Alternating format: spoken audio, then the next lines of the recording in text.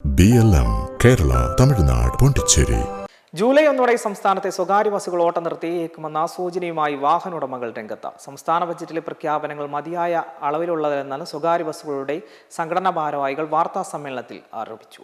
VD. Satheesan ബജറ്റിൽ പ്രഖ്യാപിച്ച നികുതി ഇളവ് കൊണ്ട് അതിജീവിക്കാൻ കഴിയില്ല. ഒരു ദിവസം 100-150 രൂപയോളം മാത്രം വരുന്ന ഇളവാണ് ലഭിച്ചിരിക്കുന്നത്. ഈ തുക കൊണ്ട് ബസ് വ്യവസായി നിലനിന്നു പോകില്ലെന്നും ആരോപണമുണ്ട്. ഏറ്റവും സമീപ ദിവസങ്ങളിൽ 8 രൂപയോളം ഡീസൽ വില വർധനവ് വന്നു. സോഷ്യൽ സെക്യൂരിറ്റി സെസ് 2 രൂപയും പിടിക്കുന്നു. 80 ലിറ്റർ ഡീസൽ അടിക്കുന്ന വണ്ടിക്ക് 8 രൂപയുടെ ഡീസൽ വില വർധന മൂലം 640 രൂപ അധികം വരുന്നുണ്ട്. അതേസമയം ഈ സ്ഥാനത്താണ് 100-150 രൂപയുടെ ഇളവ് തന്നിരിക്കുന്നത്. സ്വകാര്യ ബസ് റൂട്ടുകളിൽ KSRTC ബസ്സുകൾ അരമണിക്കൂർ മുമ്പോ അരമണിക്കൂറിന് ശേഷമോ വന്നാൽ പോലും യാത്രക്കാർ സ്വകാര്യ ബസ്സിൽ കയറാത്ത അവസ്ഥയാണ് രൂപപ്പെട്ടിരിക്കുന്നതെന്നും ബസ്സുടമകൾ പറയുന്നു. ബസ്സുകളിൽ 70% യാത്രക്കാർ സ്ത്രീകളാണ്. ഇവരുടെ എണ്ണം വലിയ തോതിൽ കുറഞ്ഞു.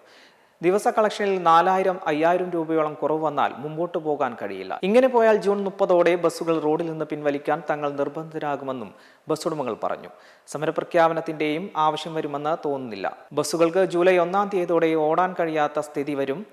നികുതി 50% കുറച്ചതിനെ ചെറിയ കാര്യമായി കാണുന്നില്ലെന്നും നിലവിലെ സാഹചര്യങ്ങൾ അതുകൊണ്ട് മാത്രം പിടിച്ചു നിൽക്കാൻ കഴിയില്ലെന്നാണ് പറയുന്നതെന്നും സ്വകാര്യ ബസ്സുടമകൾ വ്യക്തമാക്കി. KSRTCയിൽ സർക്കാർ ചെയ്യുന്നത് പോലെ 0 ടിക്കറ്റ് അടിച്ചു കൊടുക്കാൻ സ്വകാര്യ ബസ്സുകാരും തയ്യാറാണ്. ആ തുക സർക്കാർ തന്നാൽ മതിയാകും. ഇങ്ങനെയൊരു സൗകര്യം ചെയ്ത് തന്നാൽ മാത്രമേ സ്വകാര്യ ബസ്സുകൾക്ക് ഇനി അതിജീവിക്കാൻ കഴിയൂന്നും ബസ്സുടമകൾ പറഞ്ഞു. വി.ഡി. സതീശൻ സർക്കാർ അധികാരമേറ്റതിന് പിന്നാലെ പ്രഖ്യാപിച്ച KSRTC ബസ്സുകളിലെ ഇളവ് വലിയ തോതിൽ സ്വീകരിക്കപ്പെട്ടെങ്കിലും സ്വകാര്യ ബസ് മേഖലയിൽ പ്രതിസന്ധി ഉണ്ടാക്കിയിരിക്കുകയാണ്. സ്വകാര്യ ബസ്സുകളിൽ ആളുകയറാത്ത സ്ഥിതിയാണ് പലയിടത്തും. തെക്കൻ ജില്ലകളിൽ KSRTC സർവീസുകൾ കൂടുതലായതിനാൽ പ്രതിസന്ധി അധികമാണ്.